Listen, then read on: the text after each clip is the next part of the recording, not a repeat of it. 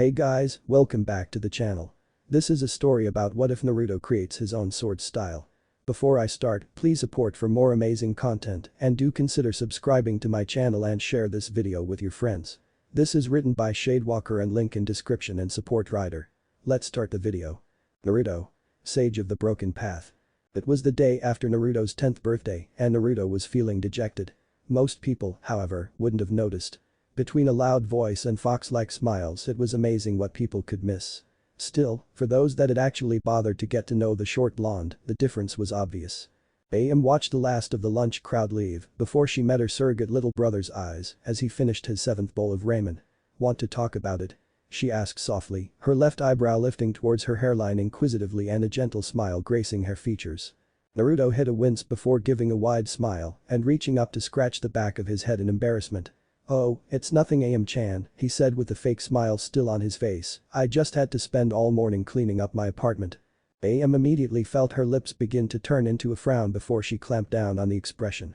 Naruto might not be the neatest person ever born, but she highly doubted that he'd ever need half a day to make his small home presentable.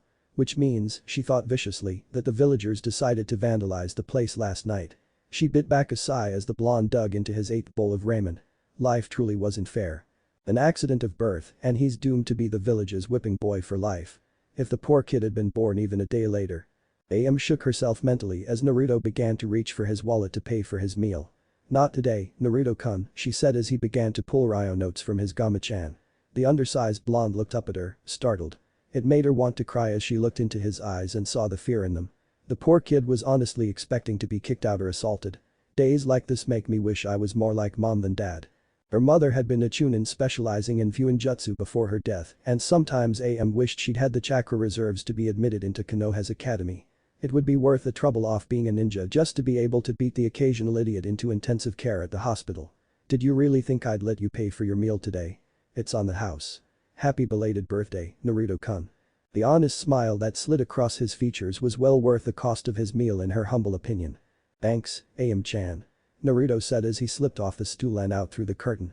AM managed to hide the tears in her eyes until after he left.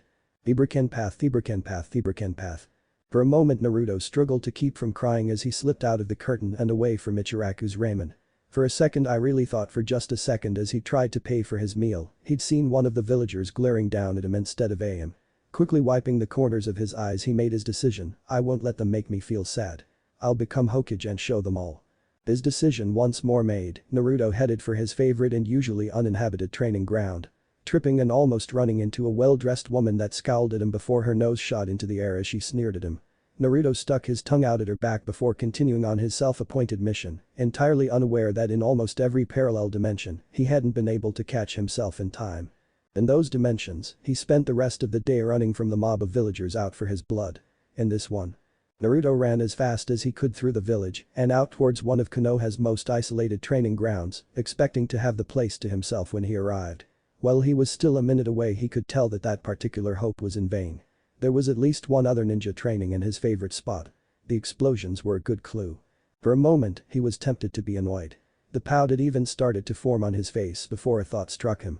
Wait a minute, if there's a ninja training there I might be able to learn a new jutsu from watching him. A smile immediately spread across his face as he considered being able to toss around massive fireballs or lightning bolts. Then Sakura-chan will definitely see that I'm better than Sasuke team.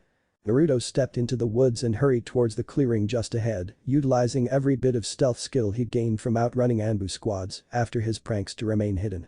However, upon reaching his training ground he was disappointed.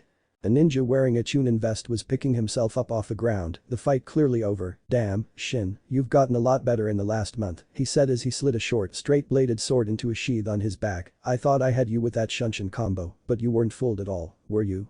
The black-haired ninja across from him smiled briefly. "I've been training too, you know," he said with exaggerated indignation, "as if I'd let someone like you beat me. You're not exactly one of the 7 swordsmen, you know," Kain, the apparent ninjutsu specialist teased. The newly identified Kain laughed. "I wish one of the 7 swordsmen could go through a team of jounin like a kunai through butter." "No doubt," Shin agreed with a smile. "Come on. I'm thirsty. Let's hit the bar already," he laughed, "and this month, you get to pay." Naruto, still hidden in the bushes at the edge of the clearing was frozen in thought. He'd never really thought about learning how to use a sword before. "I always thought that ninjutsu was better." After all, fireballs were awesome. How could the bad guys fail to cower in fear of him if he could do something so totally cool? But the Chunin's words continued to bounce around in his thoughts. One of the 7 swordsmen could go through a team of Jounin like a kunai through butter. Naruto shook his head to clear his thoughts and smiled. Alright. I've decided. I'll learn how to use a sword until I can beat all of the 7 swordsmen at once. He yelled out, then the villagers will have to make me Hokage. Believe it. The wide grin stretched across his face for another moment as he envisioned 7 men with swords begging him for mercy before though occurred to him. But I can't afford a sword with what the shops in town charge me for supplies. He yelled again, his attitude doing a sudden 180. Oh, man. Naruto turned away from the training field, disappointed and no longer in the mood to work out. It was such a good idea too, he complained aloud. Kicking a stone in the path, Naruto started walking slowly back towards the village. Wandering aimlessly with a disappointed frown on his face, Naruto finally looked up to find that he'd made his way to the Hokage's tower. Suddenly, he brightened. Maybe the old man can help. Thibreken path. The 3rd Hokage glared at his most irritating foe before massaging his wrist and picking up another sheet of paperwork with a grimace. If I have to deal with one more idiotic civilian trying to sneak a marriage contract for the Uchiha past me with a genjutsu. The door to his office crashing open interrupted his caravan of thought before he could build any real momentum. Hey, old man. A familiar blonde yelled in greeting and the Hokage felt a smile form in response. Hello, Naruto, how can I help you today? He asked, taking the excuse to set his paperwork aside for a while. That question started a metaphorical deluge from Naruto. He related his decision to pursue Kenjutsu and then his subsequent realization that he couldn't afford a weapon with which to practice. By the end, Sarutobi was having a hard time keeping the smile off of his face. The entire series of events was somehow very uniquely Naruto.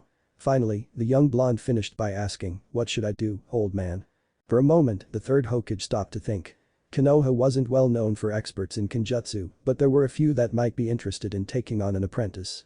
The only problem was the boy's age and reputation. The elderly Hokage was trying to come up with a plan to convince one of them to teach the boy when he was struck by a sudden thought. Quickly, Sarutobi got up from behind his desk and moved towards one of the many hidden compartments in his office. A quick set of hand seals deactivated the security seals and the compartment came open. I'd almost forgotten about these things, he admitted aloud as Naruto followed along behind him, craning his neck to see what was in the secret compartment. Before Yuzugakure was destroyed, the Uzumaki clan was able to send some of their possessions and a part of the clan's library away to keep them safe in case the worst happened. Naruto's eyes shot open in what appeared to be surprise. This caused the 3rd some confusion. What's wrong, Naruto? You seem surprised. Naruto shot him a look, of course I'm surprised. I have a clan. And we even had a village named after us. Why didn't you tell me? He demanded, looking hurt. Sarutobi, in turn, blinked in sudden surprise. You should have heard all about them in your history classes in the academy. The 3rd Hokage cut off suddenly and seemed almost to fold in on himself. Of course. It seems that I'll have to have a discussion with some of the teachers at the academy. After all, if they weren't teaching one thing accurately just despite Naruto, how many other things were being taught poorly or not at all? Did it never occur to the fools that they were stabbing an entire class in the foot just despite one boy? It seems I will have to fill in the blanks your academy instructors have left in your education. Yes, there was a village named after your clan. Yuzugakure was led by the Uzumaki clan since its founding. Your clan specialized in Fuinjutsu. Though because of their proximity to Kurigakure they were well above average in Kenjutsu as well. They were also known for their bloodline which… You mean I have a bloodline too? Naruto interrupted, jumping to his feet before a quelling glare from the Hokage made him cover his mouth and sit back down. Indeed you do. The Uzumaki clan possessed greater than normal chakra reserves and an unusually dense life force, the Hokage explained. Seeing Naruto's expression of confusion he elaborated, this means that you will probably live to be even older than I am now. But you're ancient, old man. You're saying I could be even older than you? Feeling somewhat insulted, Sarutobi nonetheless smiled in amusement. Just so, Naruto, he said, then shook his head in irritation at the never-to-be-sufficiently damned academy instructors. I took your lack of comment about your clan and bloodline as disinterest. I suppose I should have known better, he said as he once again began sifting through the rather disorganized compartment. All of this will be yours anyway when you reach 16 years of age or become a Chunin, but I suppose I can release some of this to you earlier than that, he said with a smile as he finally found what he was looking for. Sarutobi smiled as Naruto's eyes shot open wide at what he pulled out of the wall. That's for me. Naruto squeaked looking at the beautiful sword in the Hokage's hand. He reached for it, but Sarutobi lifted it out of reach, much to Naruto's disappointment. First, you must promise me that you will not treat this blade as a toy, Naruto, he said severely. This is a battle-ready weapon, and you could hurt or kill yourself or someone else with this if you do not treat it with respect. Naruto immediately sobered, for once reading the seriousness of the situation correctly. Alright, old man, I promise. Sarutobi nodded in satisfaction before handing the weapon to Naruto and passing along 4 scrolls that had been bundled with the weapon.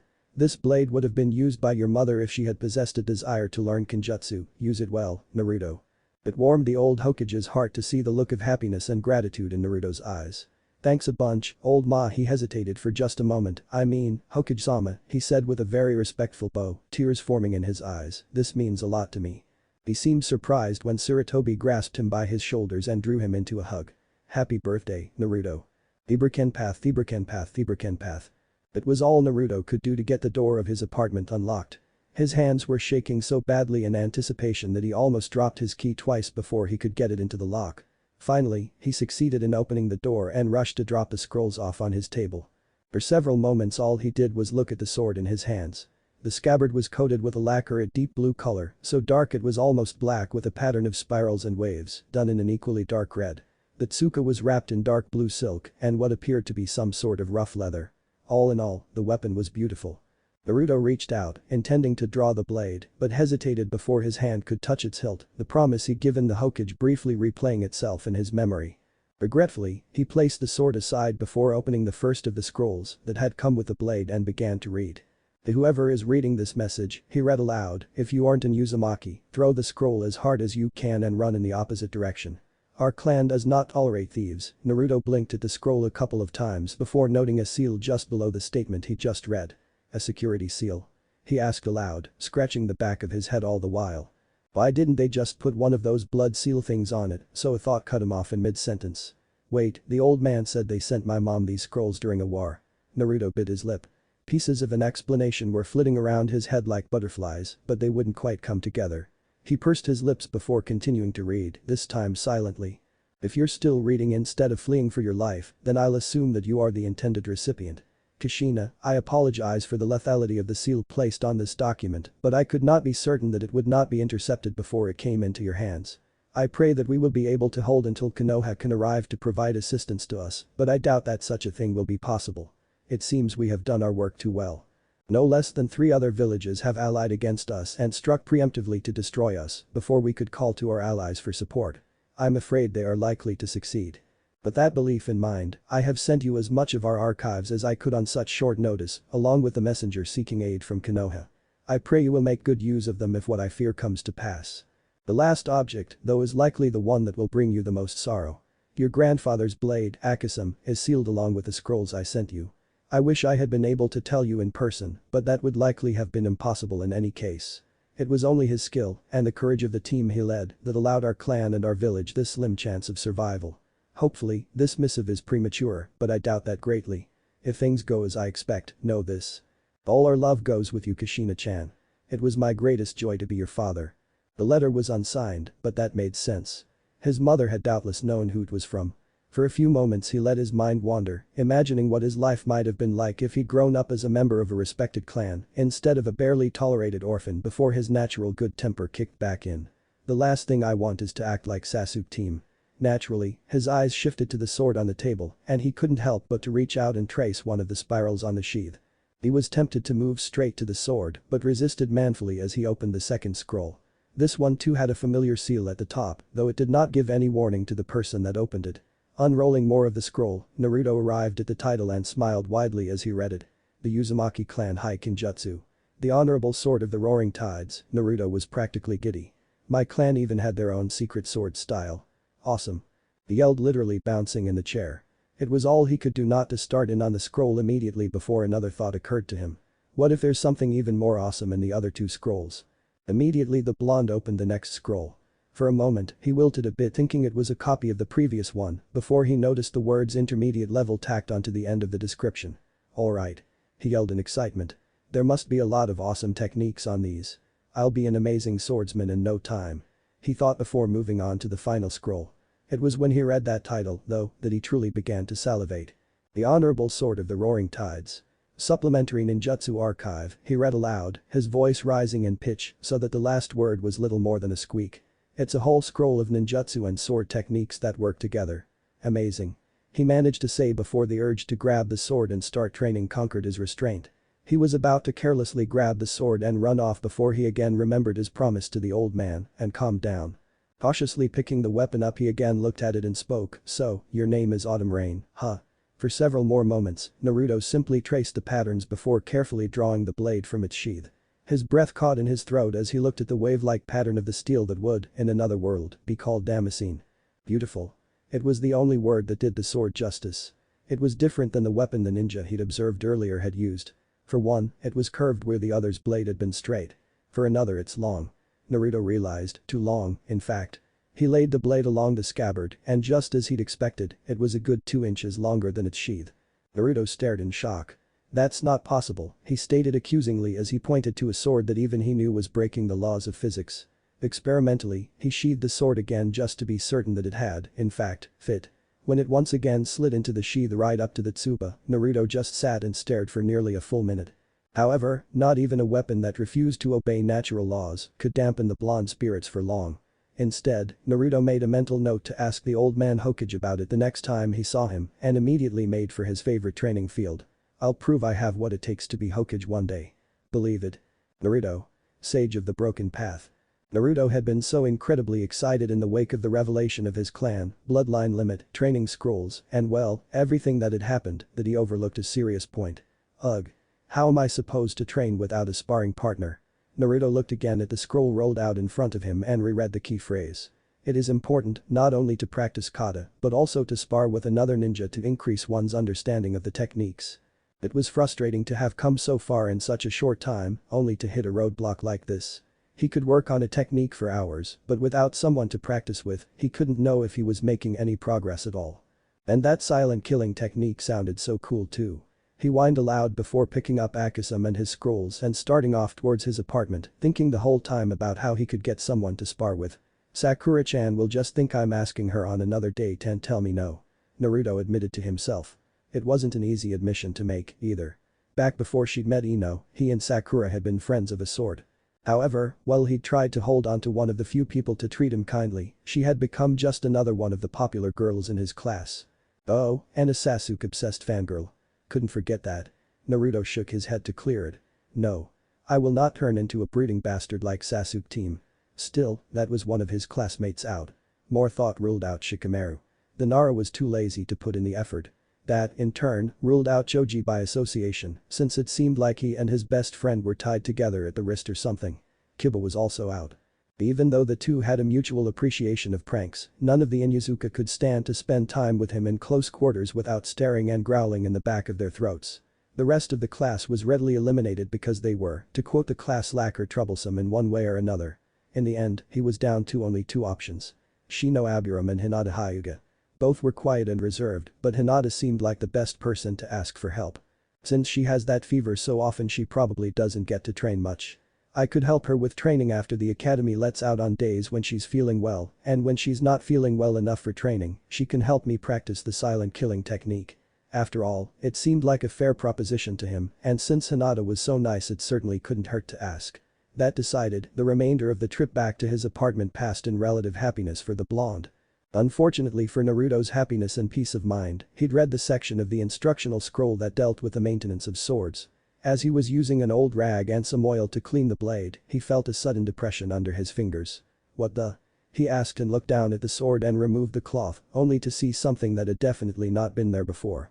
Etched into the blade were the words. "Yo no naka o. Nani na I Totomu." Naruto stared in shock for a bare minute before sheathing the blade with exaggerated care, eyes wide. "I knew there was something wrong with it," he said as he picked the blade up and held it at arm's length as he carefully made his way out of his apartment. Stupid too long sword in a too small sheath. The old man gave me a possessed sword. Theberkenpath, Theberkenpath, Theberkenpath. The door to his office crashed open with enough noise to rival a small fireworks display. For a fraction of a second, Sarutobi thought that an assassin had run afoul of one of the security seals that surrounded the hallway. What he saw when he looked up was far stranger. Naruto Uzumaki was holding the sword he had been so eager to possess, the very one taken out of the office just a few hours before, like it was an inland taipan. Such was his shock that the Hokage failed to comment until Naruto had already laid the weapon on his desk and regained something of his usual personality. What's the big idea, old man? You gave me a cursed sword. Naruto accused, eyeing the blade in question warily despite the fact that he was now more than 3 feet away from it. This gave Sarutobi pause. His first impression was that Naruto must have been almost injured to have been treating the blade with such care. But to call it cursed, something strange must have happened. Alright, Naruto, calm down and tell me what happened, he ordered the young blonde. The story that Naruto related was unexpected, seemed to fit the bill. Given the surprise with what had to be a set of expansion seals on the scabbard, Sarutobi could understand why the boy was spooked. He was just preparing to explain how a sword could fit into a sheath that appeared to be too small to contain it when the blonde continued. Breathing like yo no Niko or Yananoko or yo no Naka-o?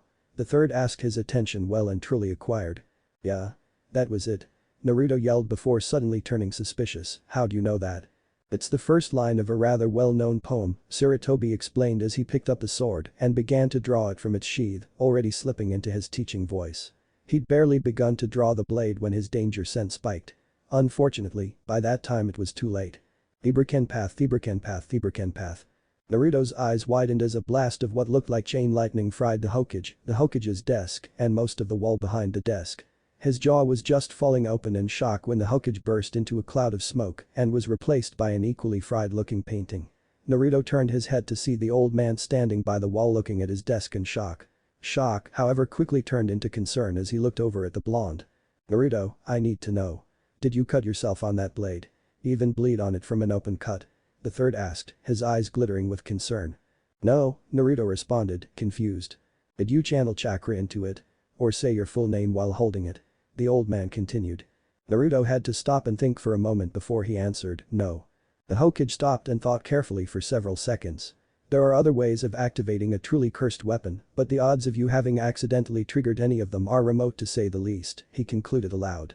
That, he continued, indicating his somewhat cooked work area, was most likely the result of a security seal on either the sword or the sheath. So, it isn't cursed? Naruto asked, still wary of the blade. Likely not. But what about the writing on it? He demanded persistently. As I was saying before I was interrupted, those words are the start of a rather well-known poem, the Hokage, once again using his professor voice, continued. If you would kindly draw the sword, I'll check to make sure. However, it is most likely that the weapon is entirely benign. After a moment the Hokage corrected himself, well, as benign as any mastercrafted heirloom blade ever is. Naruto, still eyeing the sword suspiciously, asked, and you're certain it won't try to kill me like it did you? The old man laughed aloud at that as he picked up his pipe, since it didn't do you any harm when you drew it to train, I can only conclude that it recognizes you as its wielder. I suspect that the security seals built into it decided I was attempting to steal it and reacted accordingly. At that statement, Naruto winced and the Hokage immediately picked up on it, raising an eyebrow in inquiry. In my clan scrolls, it said that the Uzumaki didn't put up with thieves, Naruto explained. I'd sort of forgotten about that, he said as he scratched the back of his head in embarrassment. Sarutobi chuckled a bit at that, most clans don't, he said with a wry smile before nudging the sword closer to Naruto with his pipe. Naruto, in turn, cautiously took hold of his sword. When it did not immediately attempt to electrofry him, he began to carefully draw it. Once it was fully drawn, he laid it down beside the scabbard to show how much longer the blade was than the sheath that held it. Then he blinked in surprise, hey. The writing's gone. Strange, the Hokage said as he looked at the blade. When you said that the blade was longer than the sheath, I expected it to be significantly longer. The old man shook his head slightly. I suppose they were simply being subtle in their attempt at surprise, he said, though even Naruto could tell that he wasn't quite satisfied with the explanation. Now, you said that the words appeared when you were cleaning the blade, correct? When Naruto nodded, the Hokage continued, then if you would run your hand down the flat of the blade. He requested. Naruto did as he was asked and the same kanji as before appeared on the blade. Living in this world, to what shall I compare it? The Hokage translated from the somewhat archaic script. Alright, Naruto, turn it over and do the same on the opposite side. Once again, Naruto did as the Hokage directed. That time, however, nothing happened. Naruto looked from the blade of his sword to the old man inquiringly. Sarutobi, in turn, looked surprised. Strange, I expected to see the other half of the poem.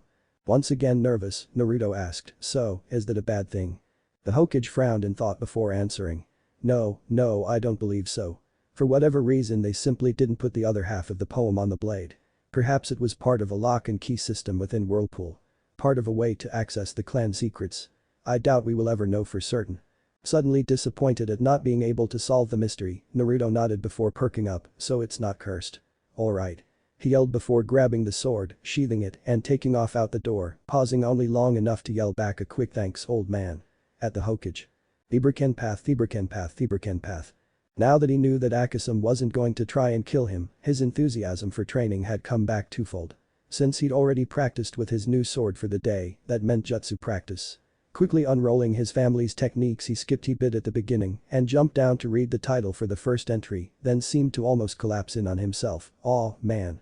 Mizu Bunshin. Bunshin is my worst technique. And this one seemed even harder than the one they taught at the academy. On the other hand, these aren't just any jutsu. These are my family's jutsu." Reaffirming, if only to himself, his dedication, Naruto continued to read. "So the hand seals are snake, bird, and tiger, huh? And I need a source of water to perform it." Naruto took a break from reading long enough to fill 3 of his bowls from the sink and set them on the floor. "Alright," he said as he carefully made the 3 hand seals, trying to use the same amount of chakra as he normally would with the academy version of the technique. In this particular case, focusing on making as many clones as possible with the chakra he put into the technique, he yelled, "Mizu Bunshin no Jutsu." For once things appeared to be going well. Each of the bowls yielded up a stream of water that began to form what looked like a body. That was roughly the point at which the plumbing that served the sink burst, as all the excess chakra Naruto had put into the technique tried to draw enough water from his surroundings to create more clones. The explosion of water as the pressure equalized also served to neatly derail Naruto's focus on the jutsu with predictable results.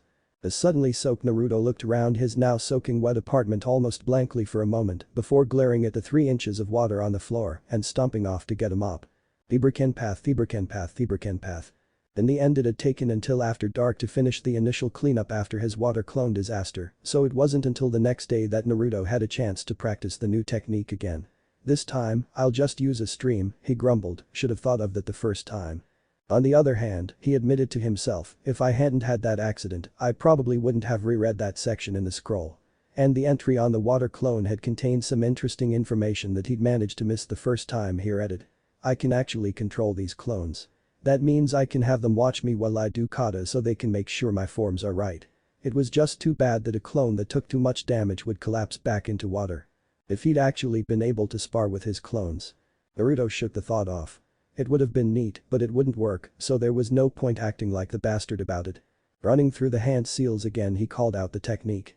Only to have it blow up in his face as his poor chakra control caused the jutsu to fail. Naruto growled at the mistake. He'd done better last night before the plumbing went and failed on him. Still, he'd try again and again if he had to. Today was an off day from the academy, so it wasn't like there was anything else to do anyway. In the end, it took 43 attempts to get the technique down to the point that he could use it without it failing spectacularly, and another 14 to get the number of clones he wanted, more or less, when he used it. Exhausted and covered in scuff marks though he was, Naruto couldn't help but be impressed with himself. He wasn't even out of the academy yet, but he knew a C-rank ninjutsu. "Heh, I am totally awesome," he yelled before grinning at his half-dozen clones. "Alright, guys. Spread out so one of you can see me from every angle and make sure these kata look exactly like what's on the scroll, okay?" The training session that followed was quite probably the most annoying one ever.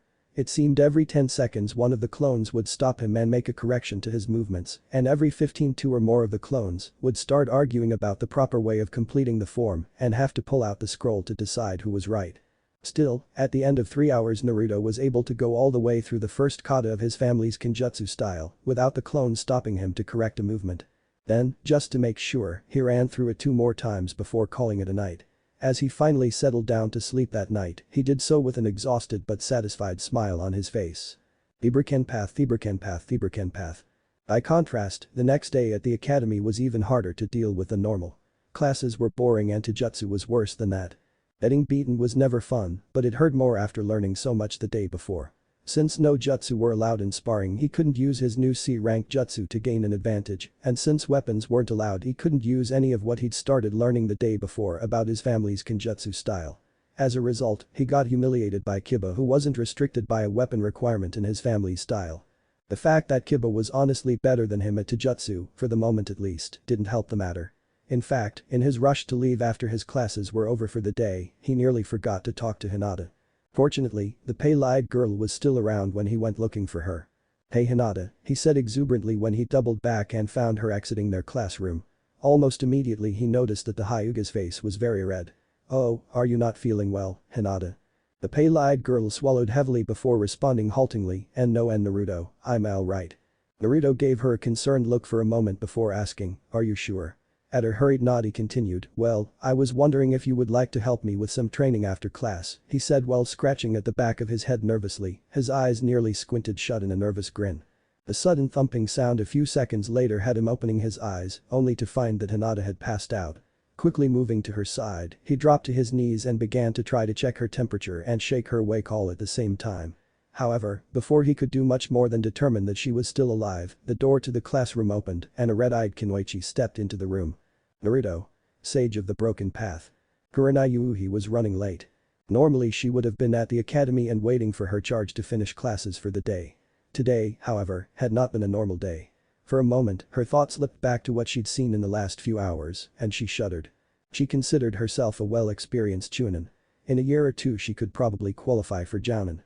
Still, none of that had prepared her for what she'd seen earlier that day. Even thinking about it caused her to shudder. How anyone could do that too. She forcefully cut off that line of thought as she arrived at the academy, only to pause in surprise as she registered the disturbing lack of her charge. A dozen possible scenarios crossed through her mind in a heartbeat. She knew well how Cloud coveted the Hyuga bloodline, and what she'd seen earlier in the day flitted back through her mind. Only this time, the dismembered and preserved victims all bore Hinata's face. Still, she clamped down on her nascent panic attack. She was a Chunin of Konohagakure no Sado. She refused to act like some witless civilian. Taking a deep breath, she sifted through the most likely possibilities. She might have started home by herself, but I seriously doubt she'd go against her father's orders like that. The head of the Hyuga clan could be incredibly intimidating even to her. An academy student defying him? Not likely. Especially for something as trivial as a walk home. Much more likely, she'd simply gotten held up for one reason or another. Making certain that no evidence of her aborted panic attack showed in her expression, Kurenai headed for Hinata's classroom at a carefully calculated pace. Outwardly, she was projecting confidence and serenity. Inwardly, she was trying to clamp down on her still racing heart. She'd not known the young Hyuga heiress long, but it was nearly impossible not to fall in love with the shy girl. Kurenai shook her head as she arrived at Hinata's classroom, glad that the walk had allowed her to regain her composure and push that morning's mission out of her thoughts. She opened the door, expecting to see the Hyuga heiress waiting or talking to an instructor. Instead her charge was passed out on the ground with a certain blonde kneeling beside her, looking as panicked as Kurenai had felt. For just a moment, Kurenai entertained a host of suspicions about the scene in front of her. Fortunately for the Kyuubi container, however, she had known Hinata long enough to have discovered the girl's extremely poorly hidden crush on the boy. As a result, she stomped all over her instinctual response and simply raised her left eyebrow at the clueless blonde. Oh, hey. You're the one who always looks after Hinata, right? I think her illness must be getting worse again.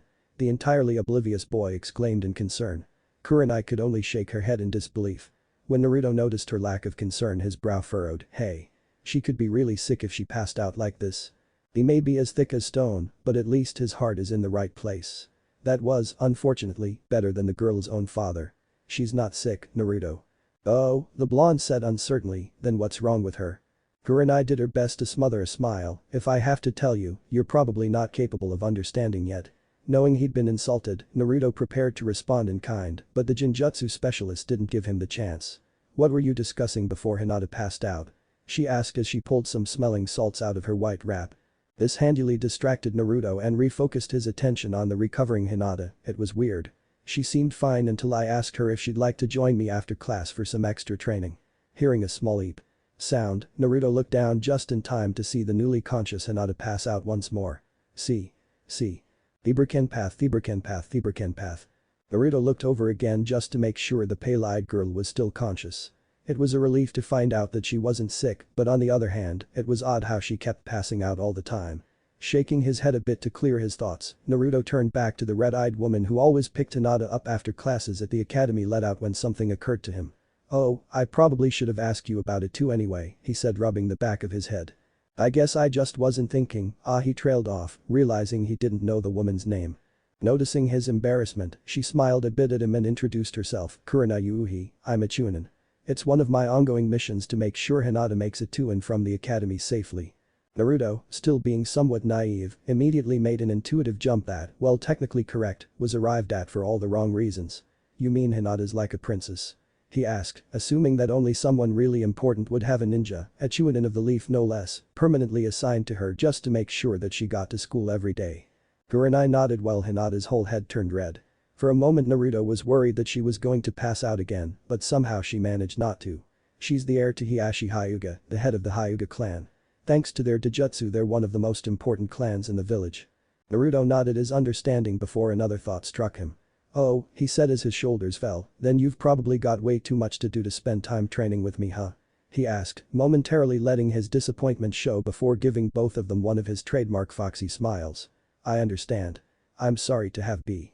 No. Hinata yelled, eyes wide before slapping both hands across her mouth.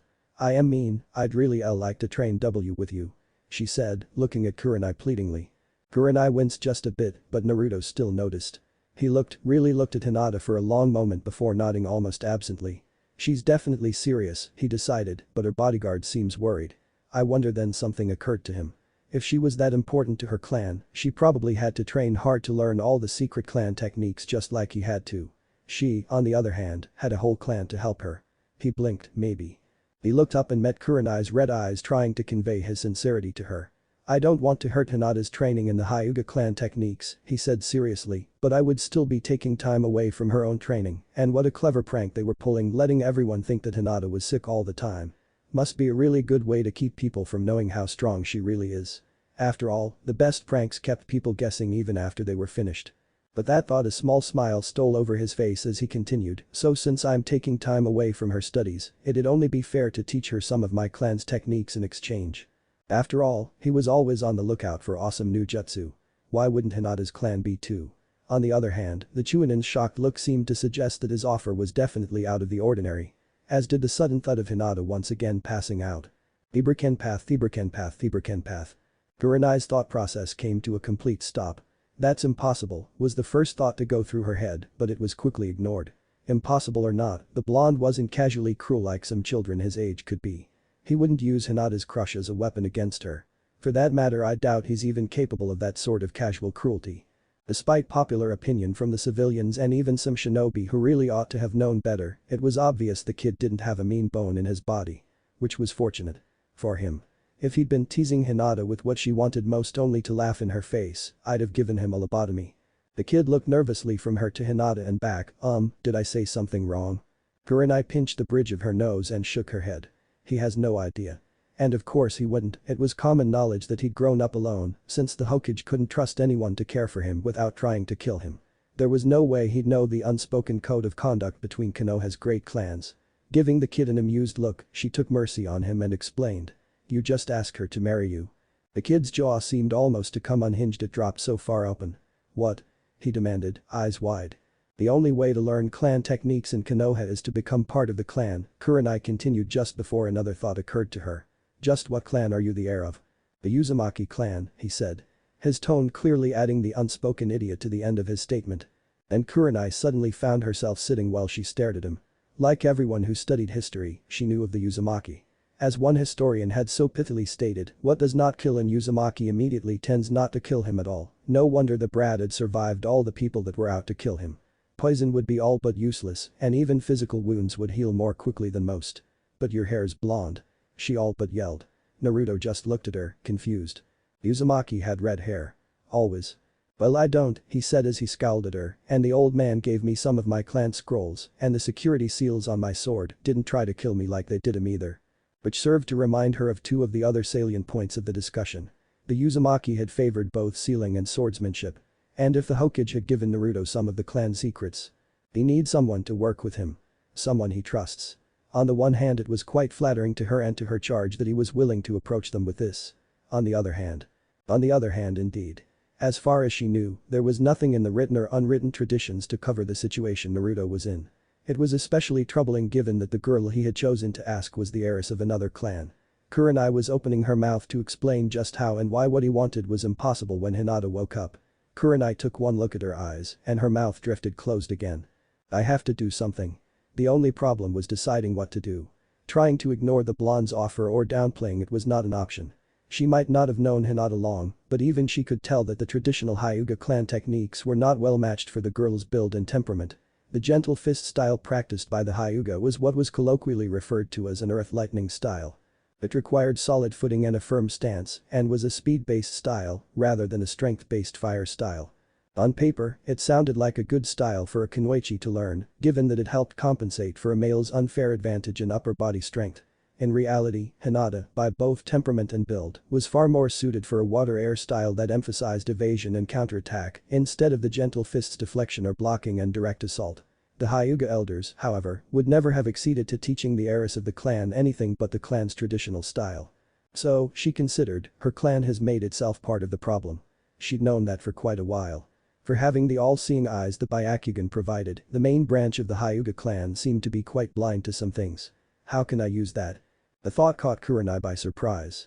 Was she seriously contemplating lying to one of the most respected clans in Konoha?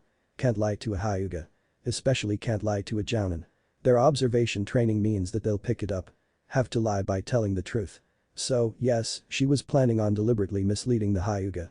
A hysterical giggle almost slipped out as she realized it. But somehow, in the few weeks she'd known Hinata, the little heiress had slipped her way past Kurenai's professional detachment.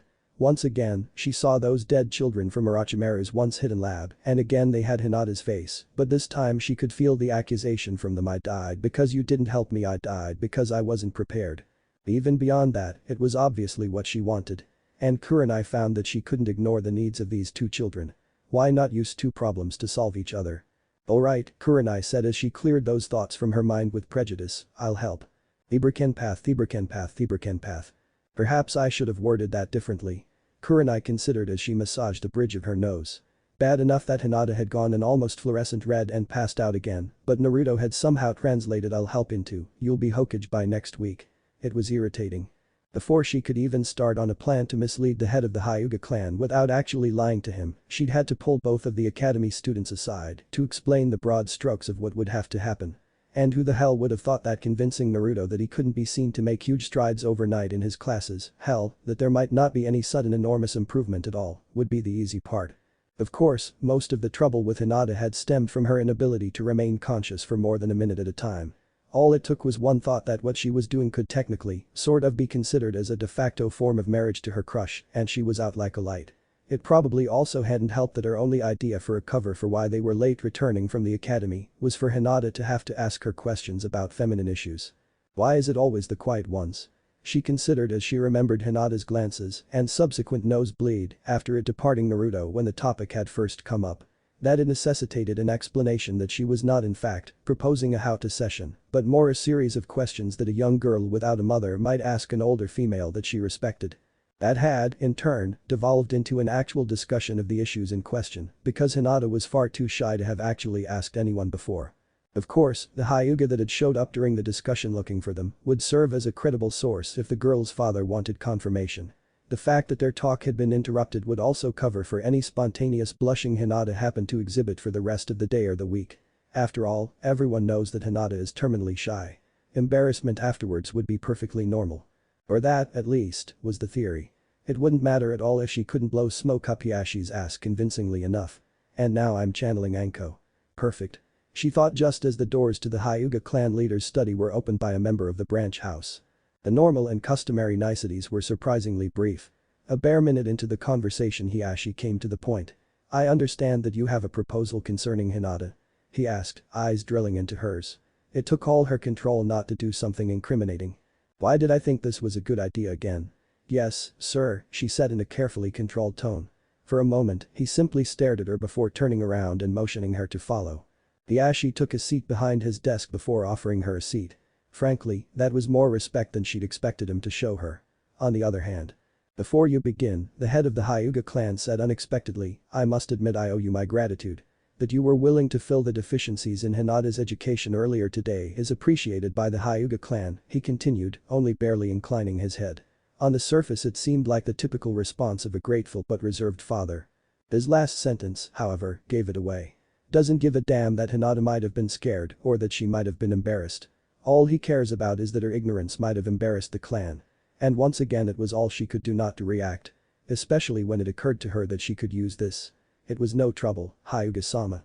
I consider it part of my ongoing mission to watch over her, she said carefully speaking only truth and giving a rather deeper bow in return. This seemed to please Hiashi at least. The corners of his eyes seemed just a fraction more relaxed than they had beforehand at least, and Kurenai thanked the kami for the observational skills she developed as a Jinjutsu specialist. Now, the Hyuga head changed the subject. What is it you wish to discuss about Hinata? And here comes the hard part. I do not mean to give offense, she prefaced her statement, carefully not indicating whom she desired to avoid offending. When Hiashi nodded she continued, it has come to my attention that Hinata is not responding as well as expected to the more traditional Hyuga clan Taijutsu techniques. The clan head's expression managed to lock down even tighter than it had before, and Kurenai continued quickly, as I said, I have no desire to offend. I am sure her tutors are more than competent at something anyway, since they sure as hell can't teach. I bring it up because it is easier to be a bodyguard for someone who is capable of assisting in their own defense. And now the ball is in his court. Hiashi didn't immediately react, but that didn't necessarily mean anything. And as the silence lengthened it got harder and harder for Kurenai to keep from fidgeting. The whole plan rested on how Hiashi interpreted the subtleties. I believe I understand, he replied after a few more seconds of thought. Then his hands were busy preparing a document and Kurenai was able to relax fractionally. What do you plan on teaching her? He asked as he wrote. That one was a little hard to interpret. A request to stay away from Taijutsu? Or a request that I focus on it? Or it could be something else altogether. Reading Hiashi Hyuga was hard. I intend to start with escape and evasion training and then, assuming she has an elemental affinity I can help with, proceed with training in that element. If she has an element I am unable to assist her in learning, I will focus instead on physical training. Please ask about it, please ask about it, please ask about. Not Jinjutsu? Hiashi asked, and Kurenai tried not to smile. Hook, line, sinker. While she has the chakra control required to learn Jinjutsu, such techniques are not well respected in the Hyuga clan. For the first time in the conversation, Hiashi's expression evidenced his surprise. His eyes widened a fraction of a millimeter, and his eyebrows tried to rise before he brought himself under control. He seemed ready to speak, but Kurenai continues before he had a chance. Or perhaps I should have said, Jinjutsu use is not well respected within the clan. Hiashi looked at her for a long moment before he focused on finishing the document he was writing up. Suddenly, Kurenai noted that her previous anxiety was gone. That last bit was the tipping point, she recognized. She had gone from having the careful support of the head of the clan to having his enthusiastic support. Because I convinced him I wasn't trying to get a leg up in my chances for the Jounin selection exam, that, and knowing that because the Byakugan rendered Jinjutsu useless against them, that Hyuga clan members, and especially main branch members, simply didn't learn the techniques.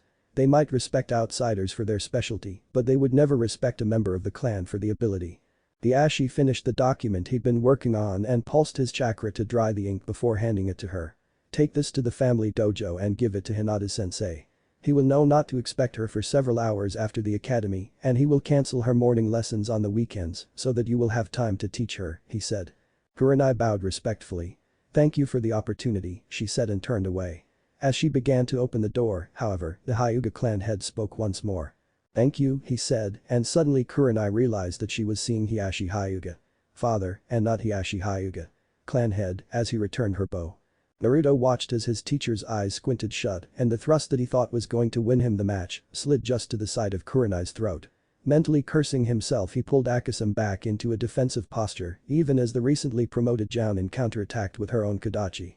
Naruto once again embraced the soul of the waters, letting the flow of combat pass around him and smoothly avoiding the red-eyed Kunoichi's strikes, waiting for another opportunity to counterattack. Kurenai, however, wasn't making it easy. It took only a fraction of a second for Naruto to recognize the shift in form from Kurenai's preferred flow of the roaring tides to flowing waters, but the delay nearly cost him the match. The abnormally unpredictable movements utilized in the flowing waters form allowed her to close in with deceptive speed and he was forced to frantically change the angle of his blade to parry his instructor's strike away. Unfortunately, he was unable to block the spinning kick that followed on the heels of her strike and the transferred momentum knocked him out of the sparring circle. Naruto's lips pursed as he abandoned Form 2 for the more basic but more balanced Form 1, knowing that he had less than 30 seconds to get back into the circle before the match would go to his teacher by default. This time Form 1 met Form 1 and the clash was both rapid and brutal, Kurenai engaging from just within the lines while Naruto tried to push around her and back into the circle. 3 times Kurenai parried slashes aside before Naruto tried a flat thrust with his blade. It too was parried aside. Unfortunately for Kurenai, her blonde student had anticipated both the block and the stance and had let himself overextend by just a hair. Kurenai immediately recognized his vulnerability and struck. Just in time for Naruto to switch to Form 3 and roll under her strike and back into the designated area just before his Kurenai imposed out-of-bounds grace period would have expired. Suddenly it was Kurenai who was at a disadvantage, pinned between the edge of the ring and her student. Both took just a moment to catch their breath before they smiled and re-engaged. The flurry of blows passed between the two. A high slash was parried aside, but the riposte was deflected. The deflection turned into a strike at the legs that was parried into the ground. The return strike high was ducked under, and Kurenai finally got in a solid blow as she landed a kick to Naruto's ribs. It was a hard hit but not enough to cause a fracture. What it did, however, was knock him badly off balance. It took him only a few seconds to recover, but by then it was too late. Kurenai's Kodachi slid through a hole in his defenses and came to a stop a hair's breadth from his throat. Naruto frowned at the blade before glaring up at his teacher. "Alright, I admit it, I was wrong. Sparring with live blades is different," he said as he slid Akasam back into its sheath. Kurenai smiled at him as she too sheathed her blade. "It's refreshing to actually have more experience than you in at least one aspect of Kenjutsu. Running the forms with a live blade is one thing, but actually sparring is just different enough than working with practice blades that you have to take a few weeks to get used to it. I've actually used this blade on missions, and it almost got me killed the first time." Naruto nodded before the serious expression on his face melted into a smile. "Alright, next time we spar I'll definitely beat you, believe it." Kurenai smiled down at the brat in return before reaching over and mussing his hair. "Aw, Naruto-chan, it's good to have goals," she teased. "Very funny, Kurenai," he said as he attempted to get his hair back in order, "and don't call me Chan." He concluded with a glare. "And I beat you 3 times last week. Don't act like I'm hopeless," he said as he processed his instructor's taunt. "Ah, but that was before we switched to live blades," she said, only half teasing. "Now, unless I'm much mistaken, I do believe I see Hinata waiting for us. Looks like you're just getting beaten all over the place today." Naruto's head snapped up and looked to the edge of the rolling wall of mist that covered a large section of the forested training ground to find that Hinata was, in fact, sitting at the edge of that area with a small grin on her face. Whenever Kurenai pulled Naruto aside for some sparring, she had her chakra battery of a student create a couple dozen water clones and instruct them to hide within the bounds of a fog bank created by Naruto's hidden mist technique. "Wow, Hinata, great job. How long have you been waiting?" The faint blush spilled over her cheeks at the praise from her crush. "Not long. I got lucky today," she said. Kurenai raised an eyebrow. "Now, Hinata, you know how I feel about that. Luck is where hard work and preparation meet," the two students chorused back at her. "Very good. You're a credit to your teacher." Naruto's face immediately split into a grin. "I'll make sure that Iruka knows how highly you think of him." Hinata giggled while Kurenai shot him a quelling look while trying not to laugh. "Alright, brat, if you've still got that much energy left, I think a spar is in order," Kurenai said, and the wicked grin on her face gave Naruto pause. "You and Hinata to submission, no ninjutsu allowed." Immediately Naruto's jaw dropped. Talk about a handicap. Not only were his best tricks out the window, but he couldn't even use a simulated death strike with his Bakken to win, since it was a submission match, and… "Oh," Kurenai cut off his train of thought, "and you're using live steel too." Naruto couldn't help it. He whimpered. This is just taking revenge to a completely unfair level. The first 2 restrictions had been bad enough, but having to use Akasam instead of a practice sword was overkill. This is almost enough to make me long for the days when Hinata had to be badgered into hitting me. Of course she'd gotten over that quickly enough given the right talking to from Kurenai. And a guilt trip and puppy dog eyes from himself. Still, there was nothing for it.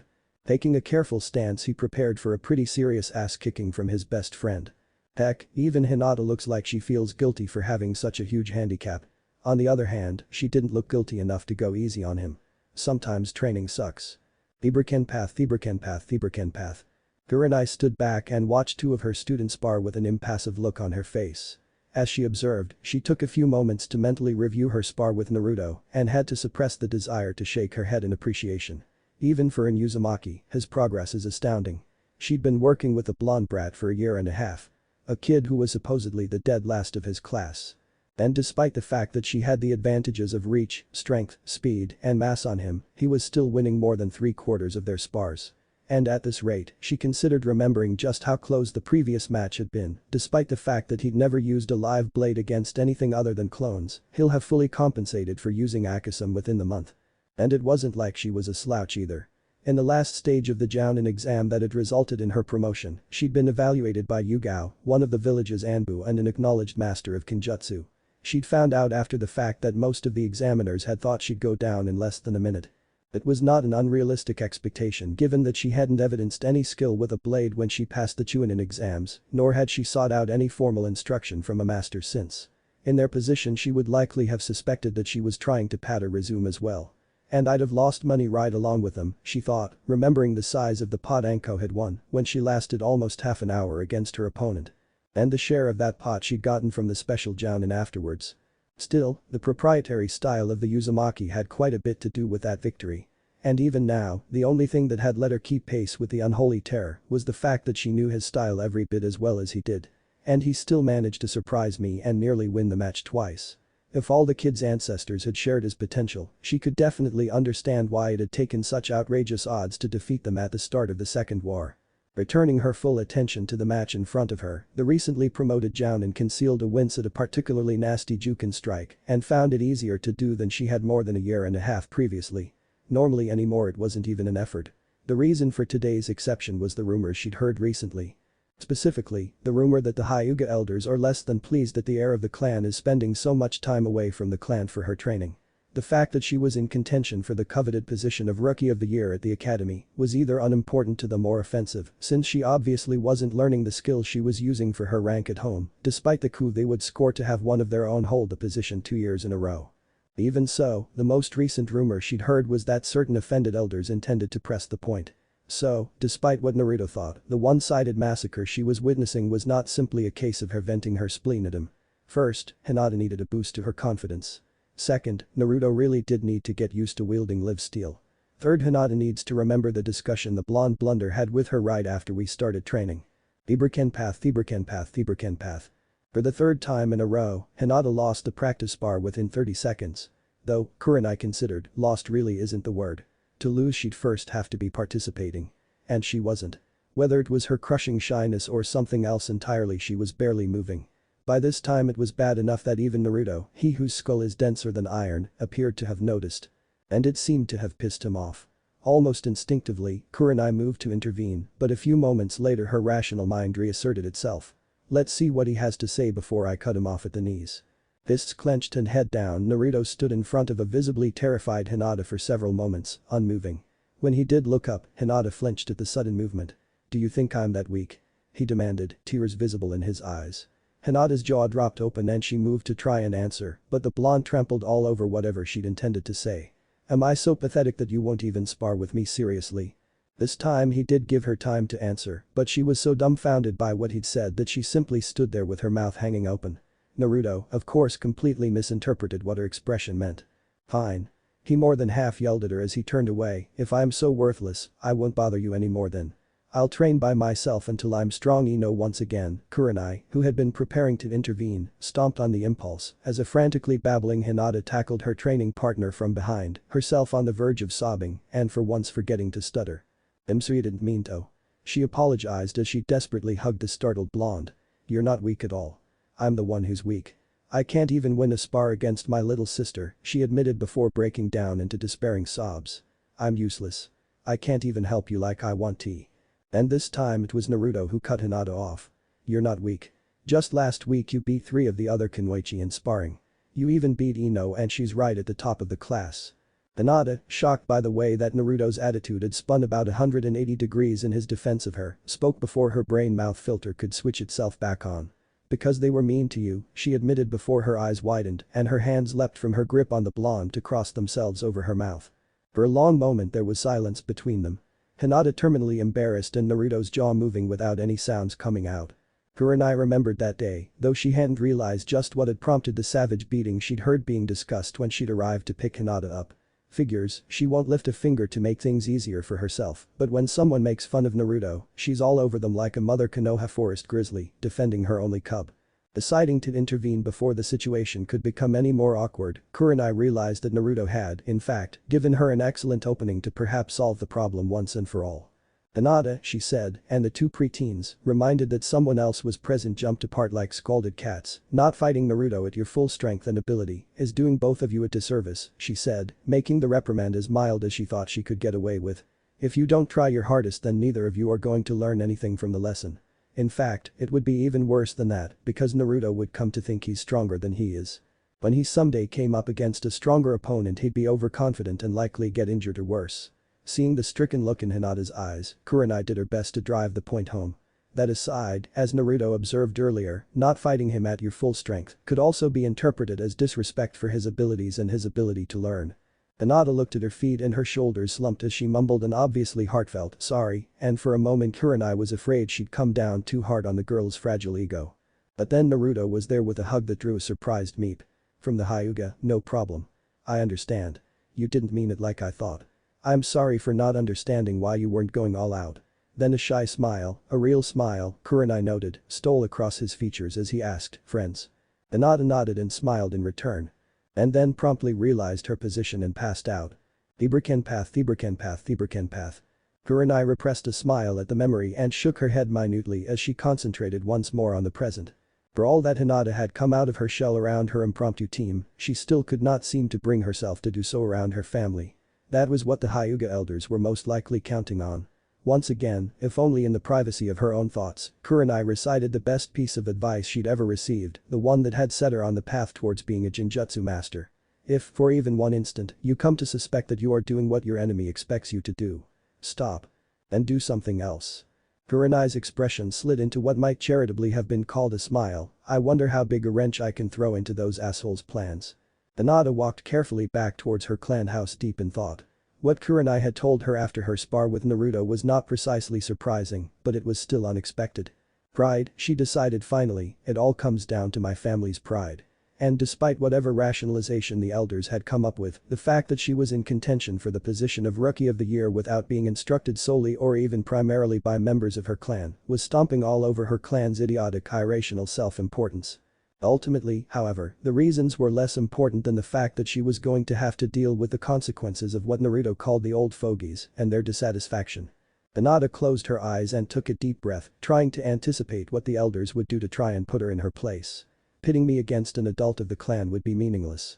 An academy student losing to an experienced ninja would be the expected outcome, not a disappointment. That left clan members nearer to her own age. Niji is already a genin. He's also a member of the branch house. Even as irritated as the elders were with her, their unthinking prejudice against the other half of their own clan was so great that they would never believe one of their sealed kin would be able to match a member of the main house. That neatly left one real option. Hanabi. Hinata took a calming breath and reminded herself not to fall in love with her own cleverness, remembering Kurenai's statement about logic often being nothing more than a way to be wrong with confidence.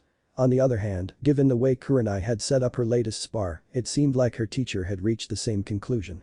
Regardless, it's best to have a contingency in place. So. On the one hand, Hanabi hadn't seen any of the skills she'd gained over the last year and a half. On the other hand, that was because she hadn't been able to bring herself to really fight her sister before. Ever. That, of course, meant more meditation. Thankfully, Kurenai had come up with a way to help get her over her rather strong reluctance to fight. Hinata was equally thankful that her teacher had never told anyone else precisely what that meditation entailed. I'm pretty sure that if anyone knew that I meditated by focusing on Naruto rewarding me for winning, my head would explode. Still, the technique worked, and she'd also discovered that it had the unexpected side effect of mostly curing her of the tendency to pass out when her crush smiled at her. Alright, Hinata, reminisce later, strategize now. Even with her recent improvement in speed, traditional gentle fist was out. Kurenai had explained why she'd had such difficulty learning her clan's traditional style a week into their time together. After that, they'd started working out ways to turn an earth lightning style into one she could use effectively. Luckily, Kurenai had figured out quickly that Naruto's clan Kenjutsu style could be mugged for most of the footwork. That, at least, would give her an advantage.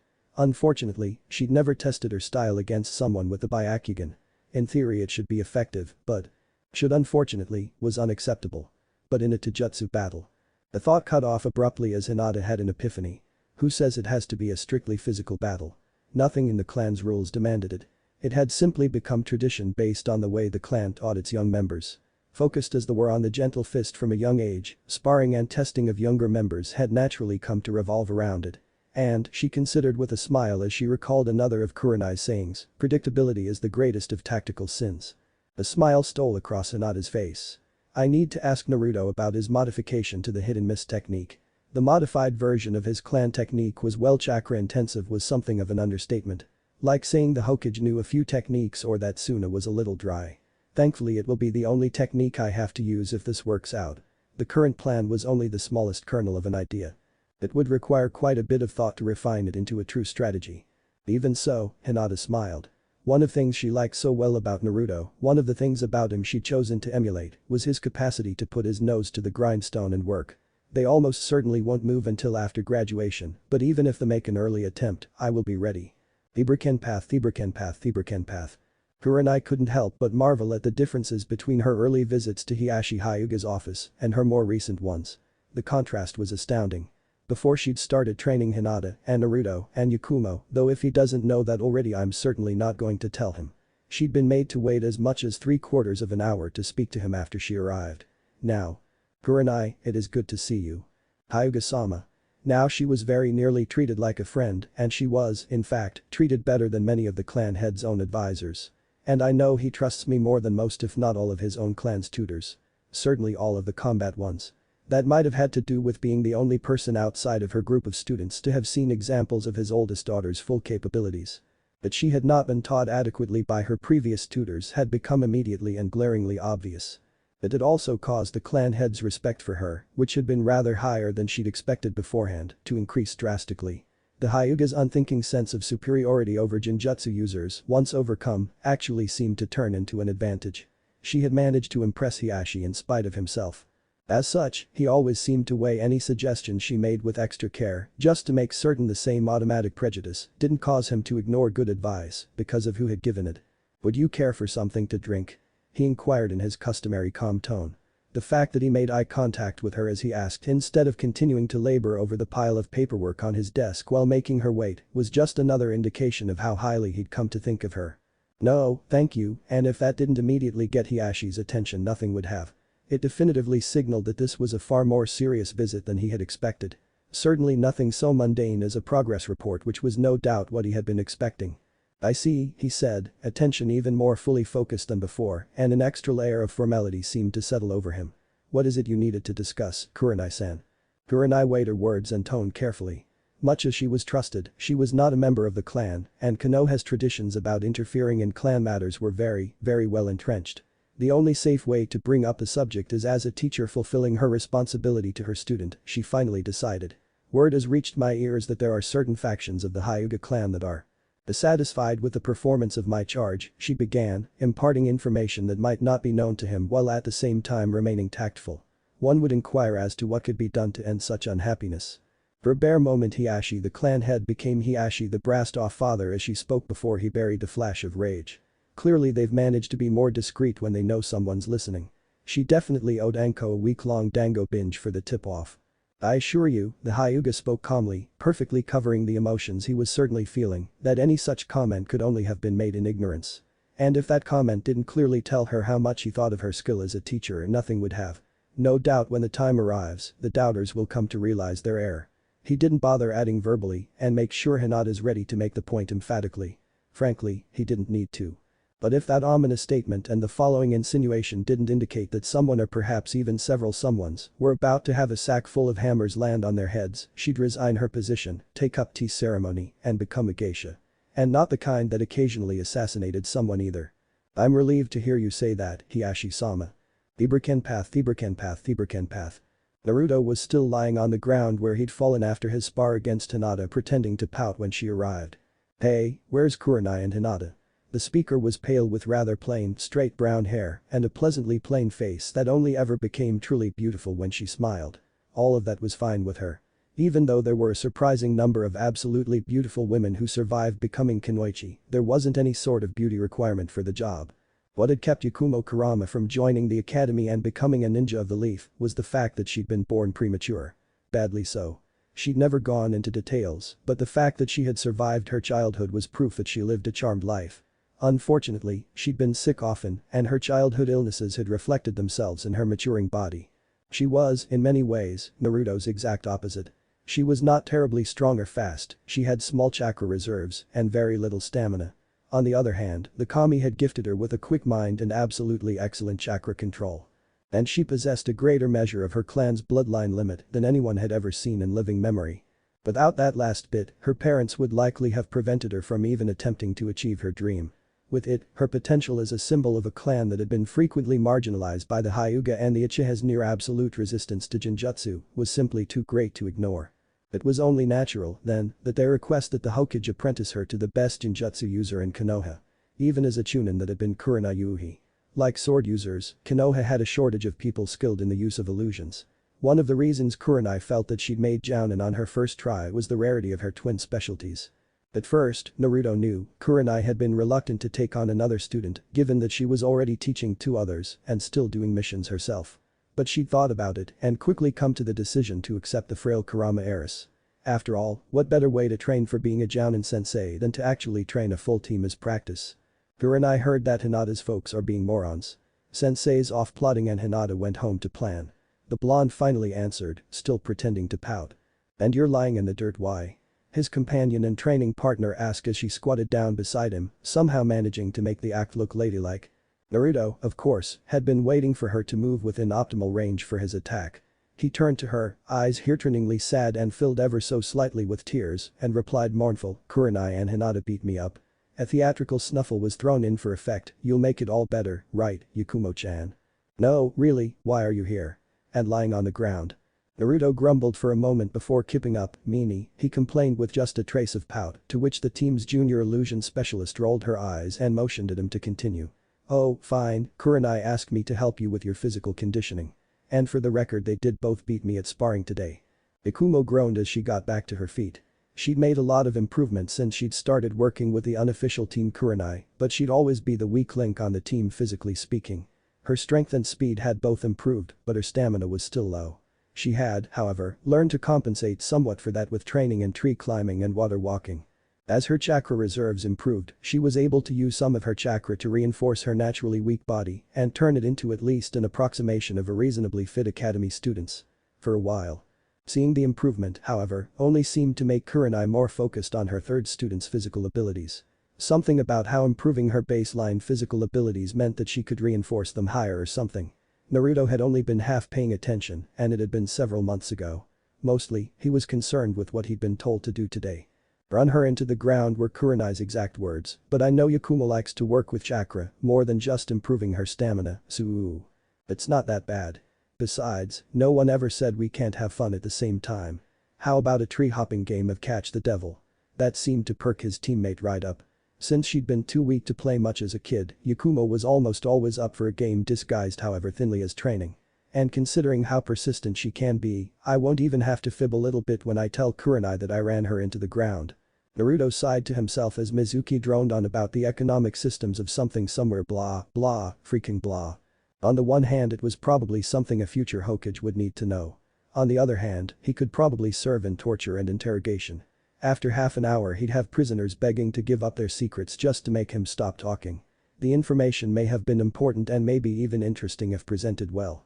The way Mizuki taught it was as dry as the desert in Wind Country. The blonde sometimes wondered how this particular teacher had survived the old man's near clean sweep of the academy the previous year after the way that several teachers had been sabotaging whole classes over their dislike of a certain orphan. He might not suck deliberately, but being a failure of this magnitude by accident seemed to be even worse. Naruto was considering the merits of joining Shikamaru and Kiba in taking a nap when a piece of paper carefully folded into a shuriken landed on the desk in front of him. Reflexively keeping it curled he looked up at the front of the class to see Mizuki still facing the board, apparently entirely unconcerned with the increasing number of sleeping genin hopefuls. Never one to complain about a gift, Naruto carefully unfolded the origami shuriken that could only have come from his teammate. The request written on it painted a surprised expression across his features for a moment. She already knows the hit and miss technique, so it's not like it'll be difficult to teach her the modification, but… Naruto's brain finally connected everything. The Hyuga's eyes can see chakra, but they can't see through it. She can give herself the advantage by making the battlefield one that plays to her strengths. And since most of their training sessions and even days when Kurenai was out of the village on missions incorporated at least a half hour or so of the silent killing version of Chase the Devil. Had Iruka been in the room at that moment, Naruto's grin would have immediately set him to looking for the prank that had to be about to go off. Unfortunately the grin was short-lived. There was a reason he was the one to summon up the fog bank that they used to prevent Hinata from walking all over them in their games. The chakra requirement I know the Hyuga have a lot more chakra than average ninja, but that technique uses a ton. Just calling up a fog bank the size they normally used when the weather wasn't feeling cooperative could be taxing for people not blessed with cage-level chakra reserves or a strong water affinity. But then pumping all that extra chakra into it to create his signature blackout revision. Even though she has a pretty strong water affinity, I don't know if Hinata has enough chakra to make it work. Regardless, it could still be a powerful tactic, and if they didn't try they'd never know. Naruto quickly scribbled something to that effect down in response before carefully refolding the origami shuriken and returning it by way of the ceiling. Hinata's small smile as she read it was infectious. Smothering his own grin, Naruto turned back to the lesson only to discover Mizuki still droning on about pre-Second War economics. Screw this. I'm taking that nap, Naruto decided. Unfortunately, he'd only made it as far as folding his arms when another origami shuriken bounced off the back of his head. 30 seconds of discreetly recovering it revealed what he'd know all along that it was going to say. And stay awake. So mean, Hinata-chan. Thieberkenpath. Naruto was feeling far less grumpy as classes switched for the last period of the day. When Iruka had taken back over the class, frantic elbows had been employed to rouse those who had succumbed to boredom during Mizuki's lesson. Those who hadn't been quick enough to wake up had found themselves staying over for remedial history lessons after being awakened by thrown erasers. Iruka's expression when he discovered Naruto still wide awake was surprised but also pleased, and it had made the young blonde grin.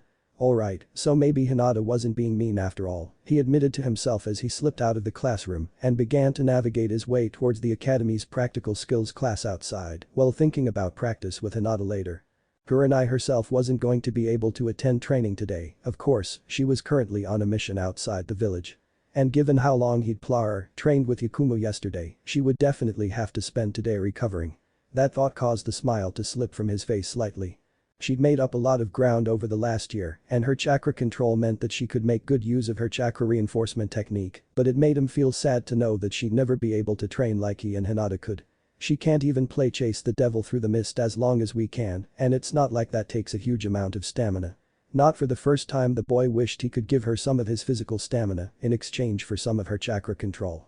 Even after mastering tree walking and water walking my chakra control is only barely average. And that was on a good day. Of course even that was an improvement over his previous level of chakra control. What chakra control? That Kurenai had joked about when they first started training more than a year ago. Looking back, that particular event had been hilarious, though he hadn't felt that way at the time. Thieberkenpath. Naruto yelled as, for the third time, he blasted off the trunk of the tree he was trying to climb after no more than 3 steps up the trunk. Kurenai, off to the side, just shook her head as the young blonde odgered into the ground 20 yards away. Then her eyes shot open as the tree he'd been using gave an almighty crack before breaking off 6 feet in the air and falling over. Things were not progressing anywhere near as well as she had expected. In fact, she realized as she snapped her jaw shut, they were going opposite how she predicted, or at least near enough as made no difference. Most students that had trouble with their chakra control erred on the side of using too little chakra rather than too much. Naruto, however, had not once slid off the tree as a result of using too small an amount of power. He had, in fact, just killed the tree he was using so much. It made no sense. His failure at the academy had been because he couldn't do the Bunshin Jutsu for heaven's sake. It only required a fraction more power than the henge, and even civilians' children could manage it in more than 80% of cases. So, she asked herself, why is it that the heir of the Uzumaki clan can't? Only one possible reason came to mind, but it was so preposterous she nearly discarded the notion outright. How the hell much chakra does he have that he's critically overloading the technique? She asked herself incredulously as she watched the student climb to his feet. Alright, let's hold here for a moment, she said, and Naruto dropped gratefully back to the ground. Apparently blasting off and the inevitable impact with such force was enough to dampen even his enthusiasm for training. You're still using too much chakra, Naruto. You need to tone it down before you get seriously hurt, Kurenai stated firmly but not unkindly. But I'm doing it just like you said. Naruto argued, I'm only using a little more than I do for my henge. Kurenai blinked in surprise before looking at the shattered tree and then back to her student. I'm surprised he isn't critically overloading the henge technique too. Try cutting the amount of chakra in half, then. It probably means we'll need to work on your transformation technique later.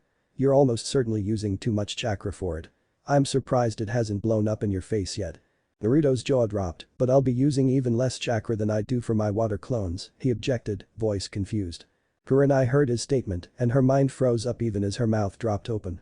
But that she also lost the ability to form complete sentences for several moments. Finally, after giving herself a mental shake, she managed to verbalize an entire thought. "You mean to tell me that you're using enough chakra to form water clones on one of the academy techniques?" she demanded incredulously. "It's a C rank. The Academy 3 are barely D rank." She stopped to consider for a moment before continuing, "And the way you make a dozen or more clones at a time puts the chakra requirement somewhere near a B rank technique." By this time, Hinata was staring at her crush with stars in her eyes, clearly impressed by how much chakra the boy had. Kurenai took a moment to mentally kick herself for never bothering to calculate that before. If the brat can spam B rank techniques like he can, just how big are his chakra reserves? That thought then triggered another. "I wonder, is this related to the fox? That would actually explain a lot." "Alright, Naruto, it looks like you have the opposite problem I was expecting. I suppose I should be used to you surprising me by now. Try using the smallest amount of chakra you can, and we'll work our way up from there." Theberken path, Theberken path, Theberken path. He'd actually fallen off the tree a couple times before he'd hit the amount needed to stick to it the first time. Then he'd spent 2 weeks alternately falling off and blasting off before his control had improved enough to let him truly master the exercise. As he exited the door of the academy, Naruto made sure to mentally switch gears. He didn't want to be distracted for taijutsu practice. The last thing he wanted was to look like an idiot in one of the classes that he was actually doing fairly well in. For the moment, though, there was nothing to worry about. Haruka was still splitting the girls off into pairs for practice and hadn't worked his way around to the boys yet. Naruto couldn't help but grin a little at the look that passed over Ino's face when she got matched up with Hinata. None of the kunoichi in the class looked forward to sparring against her. Over the last year, the experience had become an exercise in both pain and frustration. On the other hand, he knew almost all the girls in class had gotten better out of sheer self-preservation as a result. Even a lot of the boys had improved. Cross-gender sparring wasn't frequent, but when it happened, the only ones who could keep from ended up a massive bruises from Juken strikes were the bastard, Kiba, and Naruto himself. Once she'd gotten some self-confidence, Hinata had really turned into a handful. While the instructor monitored the girls' sparring, his assistant set the boys to practicing kata for the basic academy style and correcting those unfortunates who still hadn't managed to learn how to throw a punch or kick right. Naruto, himself, was only fair at the academy style and knew it. On the other hand, why should I master something I never intend to use? The Uzumaki clan had not, as a whole, specialized in taijutsu. While there had, inevitably, been some masters of various styles, they had not dedicated the time to creating an unarmed style that they had to building the honorable sword of the Roaring Tides. "Alright class." The instructor yelled, and Naruto had to suppress a flinch. While he'd been lost in thought, the girls had finished sparring, and now the boys were being paired off. He watched most of the civilian kids get paired up with each other before the teacher finally called his name. "Naruto Uzumaki versus Kiba Inyazuka, Sasuke." The instructor continued, but Naruto wasn't paying attention anymore. Things had changed radically since his spar with the Inyazuka just after he started training in his family techniques. And while the Uzumaki hadn't developed a true taijutsu style, they weren't idiots. In the chaos of battle, you might lose your sword. In an ambush you might find yourself engaged too swiftly and too close to draw a blade. The Uzumaki taijutsu forms were designed to do one thing. Permit a ninja to defend himself long enough to get to a weapon. Kiba would doubtless win the spar, but Naruto wasn't trying to win. More than a year ago, Kurenai had given him a valuable piece of advice one day when he'd been particularly discouraged about losing a spar. Don't bother with the academy style. If, someday, you want to learn a formal style, that's fine. But it won't be the academy style. You'll be better off training how you'll fight. If you're serious about being a kenjutsu specialist, you'll do most of your fighting with a sword. The defensive forms your clan uses are designed to be used by a swordsman. You won't be winning any spars with such a defensive style, but your objective isn't to win, she'd explained. Set an objective for each spar. Get enough distance to draw your sword. Maneuver your opponent away from a certain area. She'd paused for a moment then before continuing, for that matter, you can use the rest of the spar as training too. There's an old ruse used to extract prisoners where a ninja will intentionally get captured in order to rescue his comrades or to scout out an opponent's prison. It isn't used very frequently, though, because to be successful the person getting captured has to lose convincingly enough that the enemy won't question their success. Learn to lose convincingly enough and you could end up saving your friend's lives someday. And so he had. At first, he hadn't had to act all that well, but as time passed and he got better at fending off his opponent, he'd gotten better at taking a fall without making it obvious as well. Today, Naruto considered, trying to make up his mind on an objective. Kiba's between me and my sword, so I have to get past him and then get enough time to pick it up. His mission decided, Naruto waited his turn while watching the matches. Though today they really weren't very interesting. Some of the civilian kids were pretty decent at Taijutsu by this point, but they didn't hold a candle to any of the kids from one of the village's clans. Most days there was at least one good spar to watch, but all best students had ended up against ones who were much less capable. Even lazy Shikamaru won his match handily. Watching the mediocre civilian students fight wasn't going to teach him anything, and theirs were the only close matches. Then, finally, it was his turn. Heh, looks like today's just an unlucky day for the low-rank students, right Akamaru? Kiba bragged as he stepped into the ring. A year earlier, the comment would have either enraged Naruto or flown entirely over his head. Instead, he smirked internally.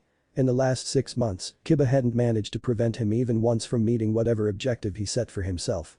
Still, there was his reputation to consider. You shouldn't be so hard on yourself, Kiba. It's not your fault you're up against a future Hokage. Most of his classmates scoffed or laughed at that thought, but their disdain flowed off the blonde like water off a duck's back. And I'm Princess Gale, Kiba immediately retorted before Iruka began the match. Kiba, as usual, jumped immediately to the offensive. Naruto avoided his opening assault, a straight punch aimed at his nose, with a sweeping deflection at the Inuzuka's wrist. Against one of the civilian students it would likely have been enough for him to slip past and, theoretically, give him enough time to arm himself, thus winning the spar. Kiba, despite being a bit of a braggart, wasn't only hot air. He let himself spin with the imparted momentum and lashed out with one foot in an attempt to trip his opponent. Naruto, however, wasn't caught unaware. He threw himself into a roll over the leg and under Kiba's follow-up back fist and popped back to his feet, now side onto the area he'd set as his goal for the match. Unfortunately, he didn't have time to congratulate himself any further for his success. Kiba, looking annoyed that the dead last had managed to once again avoid his opening attack, came back in with a vengeance. A quick left-right-left series of blows tried to corral the blonde and force him into the path of a kick, but Naruto ducked quickly to the side and pushed the kick higher, trying to throw the Inuzuka off balance. The technique had worked in the past, but it was obvious that Kiba had been practicing as he threw himself backwards into a flip and managed to not only land on his feet, but also kick off the ground, reverse his momentum, and close the distance in a flash. A new response to his trick flustered Naruto for a moment. Surprised, he had to block the first couple blows before he managed to return to avoiding them. Naruto looked for another opening in the Inuzuka's heavy offensive, but wasn't having much luck. Dog breath has definitely been practicing. Still, the blonde considered as he swayed out of the path of another punch, his biggest weakness is his temper. If I can keep avoiding him until he gets frustrated. 3 strikes later Naruto had his chance. He'd barely noticed consciously that the other boy had overextended himself trying to land a punch by the time his own body had reacted. His left hand darted out to grab Kiba's right arm by the wrist even as he ducked under the extended arm and turned, twisting and pushing the Inuzuka even further off balance. Gravity took over and Kiba instinctively went into a roll to keep from ending up face first in the dirt. Unfortunately, he'd pushed Naruto so close to the edge of the sparring circle that his tumble ended with him rolling outside of the chalked area before he could stop himself. The class, which had been watching and in some cases even cheering Kiba on, fell silent in something very like shock. Even Iruka seemed surprised with the result of the spar. Naruto, on the other hand, could have been knocked over with a feather and was mentally kicking himself. Stupid, stupid, stupid. Pay more attention to what you're doing. He'd immediately moved toward his goal after tripping up Kiba, not even considering the consequences of the technique he'd used. Darn it, he's gotten a lot better since the last time we sparred. Instinctively, Naruto had treated his fellow student like an enemy ninja or kunai instead of a sparring opponent. His body had reacted without any conscious input from his brain and if I don't stop staring stupidly and do something quickly, I'm going to blow me cover. Ha! How does it feel, princess? Hokage monument, here I come. You'd better get ready to put my face on that mountain any day now. He gloated, acting like an idiot even as the air seemed to return to the gathered students and teaching staff. Idiot, Iruka clunked him over the head, though not unaffectionately. If you want to be Hokage, you'll need to do more than win a single spar, the Chunin said before ruffling his hair a bit. Still, good job. That wasn't bad for a complete improvisation. You've been getting better this year at defending yourself. If you can work more throws and ways to counter-attack into that style you're developing, it will definitely improve your class ranking. It was all Naruto could do not to immediately admit to Iruka what he had been up to after he heard the man's honest praise. Even having worked with Hinata, Kurenai, and later Yakumo for months on end, at heart Naruto was still the child who had only ever heard affection from Old Man Hokage and the Ichiraku family.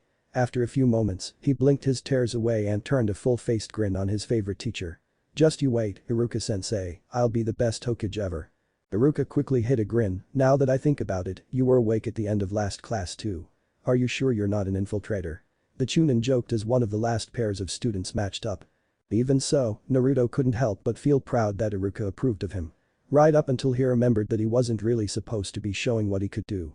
He glanced over to see Hinata shooting him a look of disapproval and tried not to whimper. Thibur-kenpath. Mizuki returned to the classroom after watching the demon brat spar against Kiba and Yuzuka and tore into a trio of students who had fallen asleep in his absence before returning to his lecture. He was fortunate that he had gone over the speech enough that he could give it in his sleep because his focus was definitely not on the information he was supposed to be imparting to his students. That worthless little brat. The thought echoed in his head repeatedly, damn worthless demon. Complimented it. It was all the instructor could do to stomp on his fury enough to keep from doing something that would give him away. And damn Iruka for a blind fool anyway. The man's own parents had been butchered by the demon fox. How could he even stand to be in the same room with it? Much less teach it and make it more dangerous. And after that performance out there today, he'll no doubt increase the little bastard's scores into jutsu. Which just stuck in his craw sideways. He'd been doing the best he could to get the brat to flunk out of the academy, but it seemed like the demon still had the Hokage in its thrall. Finally, as class was letting out for the day, he came to a decision. It's time to take drastic measures. He knew where the grade books were and he'd long ago learned to forge Iruka's writing. He couldn't spike the demon too blatantly or it would be noticed, but altering a bit here or a piece there would be overlooked unless someone went over everything with a fine-toothed comb. Later that night, he strolled quietly onto the grounds of the academy. After all, he was a teacher. He had every right to be there. None of the security bothered to stop him. He was, after all, authorized. It was easy to get into the sealed records room. The defenses were meant to deal with students, not instructors. Finding the correct book was equally simple. The hardest part was resisting the desire to throw up when he read Iruka's latest entries. Shows significant improvement in offensive and defensive Taijutsu. He read incredulously. Student Uzumaki displays increased attention to detail and persistence in the face of adversity. If he hadn't half expected something of the sort he would have been furious. As it was, he was only angry. Damn that fox bastard anyway.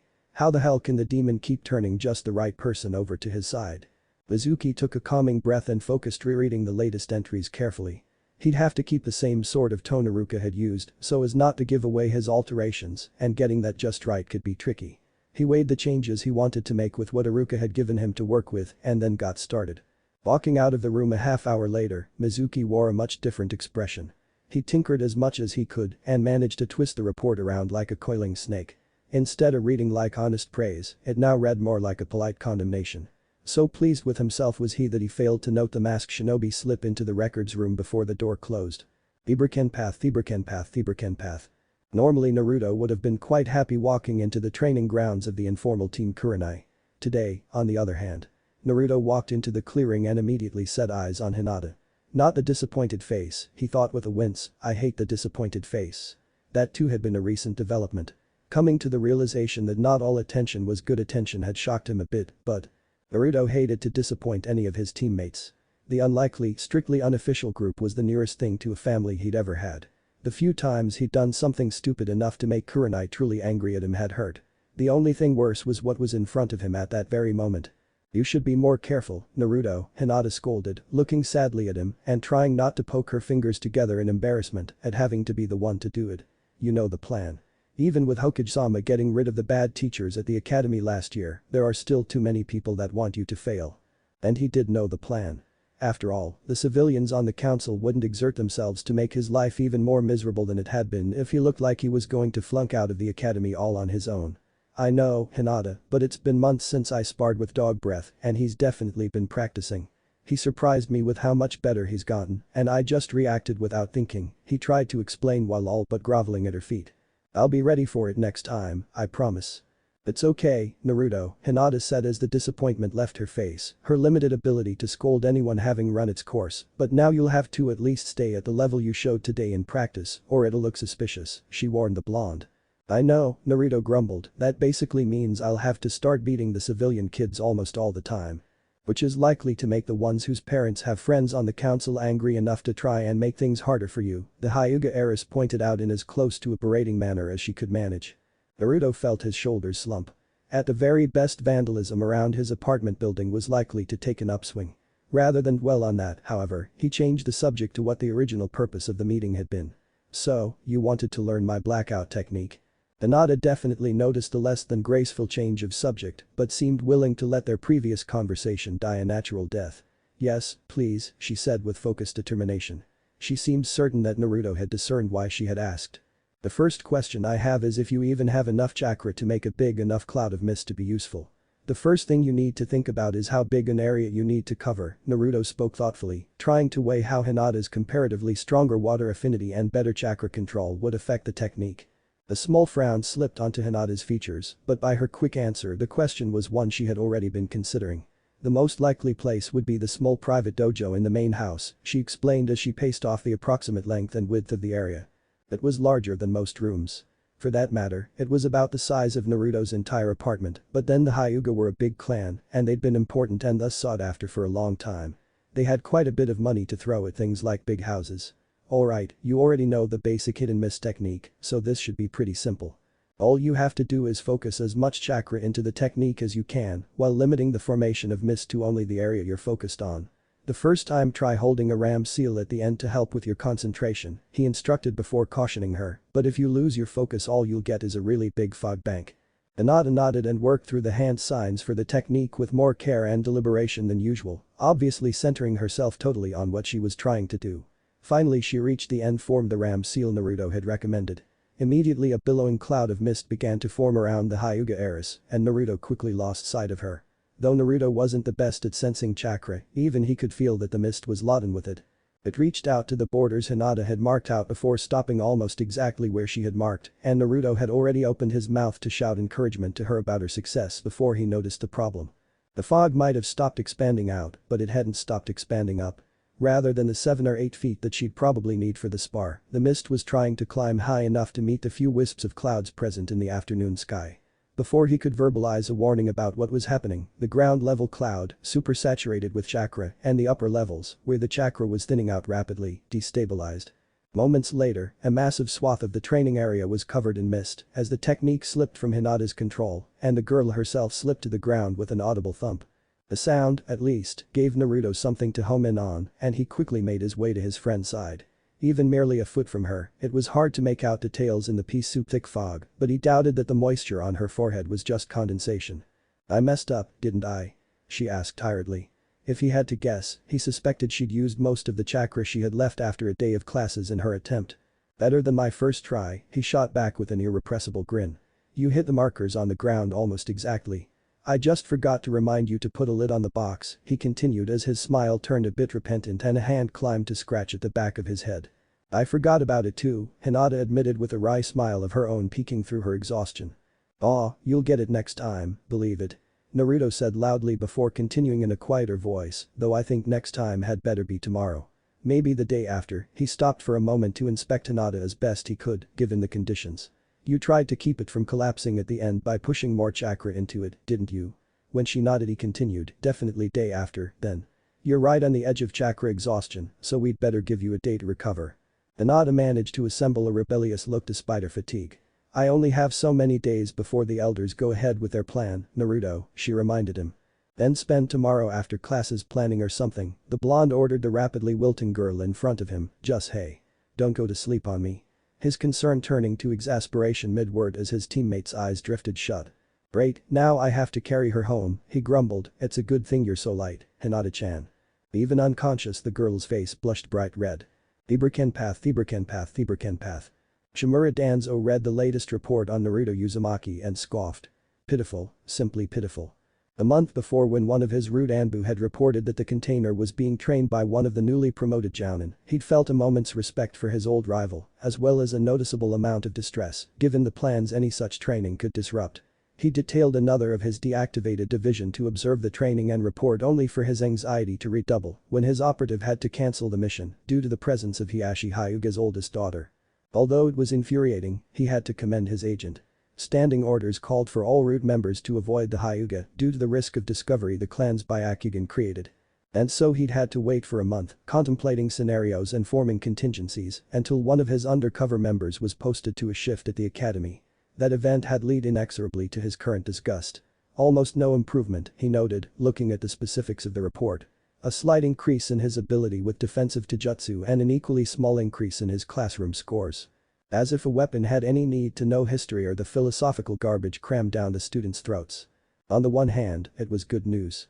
A minimally capable Jinchuriki was what many of his plans were predicated on. Saratobi's foolishness in refusing to treat the container like what it was may have been the fool's biggest mistake to date. To leave such a potential advantage in such a pathetic state was unforgivable. It seems as though it will have to be option 2. That was, indeed, a shame, but unless the Jounin Saratobi had enlisted and the Hyuga's heir, who, he noted to himself, is also the first-ranked student in her class, were both incompetent. Anzo shook his head and began to redraw all the plans he'd made over the last month in light of the new information. He'd hoped to be able to leave relatively early tonight, his old bones ached more the later in the evening it got. Still, everyone made their sacrifices for the good of the village. After all, the work of a great tree's roots is never done. What if Naruto creates his own sword style? And thanks for watching my video till the end. If you enjoy this content, then do consider subscribing to my channel and leave a like if you guys need the next part, comment down, and thanks for watching the video and see you guys in the next video.